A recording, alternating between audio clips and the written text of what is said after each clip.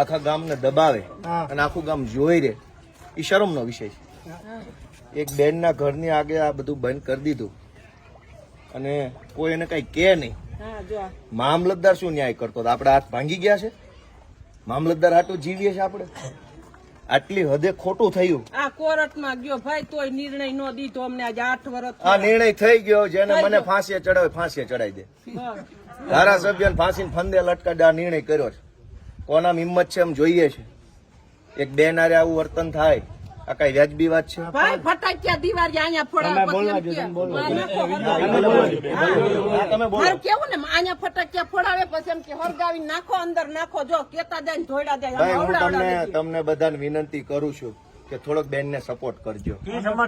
હે જે હોય ગુંડાનું નામ નથી લેવું. તમે બધા ભવિષ્યમાં ગમે જ્ઞાતિના હો, આ બધી જ્ઞાતિના છે, બધા ધર્મના માણસો. ખોટું થતું એને બોલવાની ફરજ તો બધા ધર્મમાં લખી છે કે નથી લખી? બધાના પોતપોતાના ધર્મ ગ્રંથોમાં છે કે નહીં? તો આ બેન ને બીજી વાર હતો, હું પાછો આવીશ. જો કોઈને બહુ મોટી હવા ભરાઈ ગઈ છે, ભાઈ ગણિત નુરાભાઈ, કોઈને બહુ મોટું ભાજપની હવા ચડી ગઈ હોય, કિરીટ પટેલની હવા ચડી ગઈ, હું પાછો આવીશ અને એ દિવાલની જેસીબી નો એક ટલ્લો મારી દઈશું. થોડાક દી ખમો, મને નવરા પડે મશીન લઈને હું આવીશ અને કોણ મને ફાંસી ચડાવું જોઈ લઈશ. આટલી હદે નાગાઈ કરવાની, આટલી હદે દાદાગીરી. કારણ કે મારા બોલે એમ નથી એટલે કરી ભાજપના માણસ એટલે આપણે આમાં રેકોર્ડિંગ કરીને પછી બધાને બાટે. ના બાટે પણ અમે આપી દો આખી ગુજરાત ને બતાવો કે બેન આરે ભાજપના ગુંડાઓ છે એ કેવું વર્તન કરે. આ મેન ગેટ છે, થોડાક પાછા હટીને બતાવો તો. બધા પાછા હટી જાવ, શું ઘટના બની. આ મેન ગેટ છે બેનના ઘરનો. થોડા ભાઈ પાછા હટી જાવ, બધા નીચે હટી જાવ, બધા બતાવો તો, બેલા બતાવવા દો. સાંભળો હટાવો. આ બેન નું ઘર છે, આ વિશાળ અડમતિયા ગામ છે, ભેસાણ તાલુકાનું. આ મેન ગેટ છે એનો. હવે અહીંયા ભાજપના માણસે બેલા મૂકી દીધા અહીંયા સળંગ. આ બધા અમે હાથે અડસેલ્યા.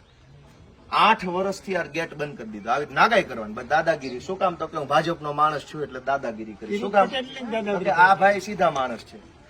આ બેલા અહીંયા મૂકી દીધા. અહીં સુધી લાઈન હતી અત્યારે. આમ આ ગેટની બહાર કેમ નીકળવાનું? તો બેને મને આજે હું ગામમાં આવ્યો, ફરિયાદ કરી, કીધું હાલો આપણે જ કાઢી નાખીએ બેલા. મામલતદાર શું કાઢવાનું?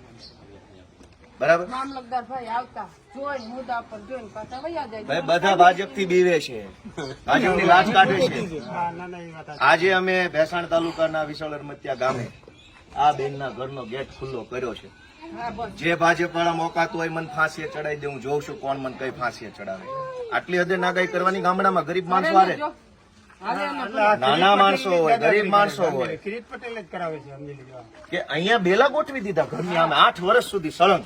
તો બહાર કેમ જવાનું? અંદર કેમ આવવાનું? પાયો કાઢ્યો ને તા વંડી સણવા નહોતા દેતા. હાંજે પાયો ચોખ્ખો કરે એટલે બેલા ન્યા સણાવી દેતા. આ તો અમારા કડી આવે ચોખ્ખી કરીને આ દિવાલ કરી. બીજી વાર અહીંયા બે બેલા જો હલાવે ને, અમે જેમ નાખ્યા છે એમાંથી હલાવે ને તો મને ફોન કરી દેજો. અહીં જેમ પડ્યા છે ને એમાંથી હલાવે ને તો મને કહી દેજો.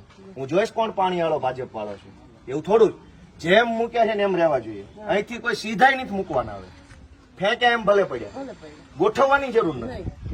એવી દાદાગીરી થોડી. ગામ લોકો તમે જરાક બેનને ટેકો આપજો. હાવ આવું ન કરતા.